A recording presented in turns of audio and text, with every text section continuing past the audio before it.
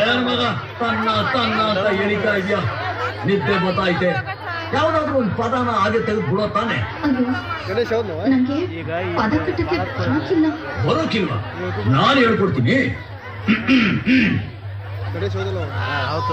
ಮಲ್ನಾಡ್ ಅಡಿಕೆ ಇಲ್ಲೇ ಐತೆ, ಮೈಸೂರು ಬಿಳ್ಳೆದೆಲೆ ಐತೆ, ಎಳ್ಳು ಸೇರಿಸಿ ಒಂದು ಹಾಡನ್ನ ಆಡೋ ತಾನೆ.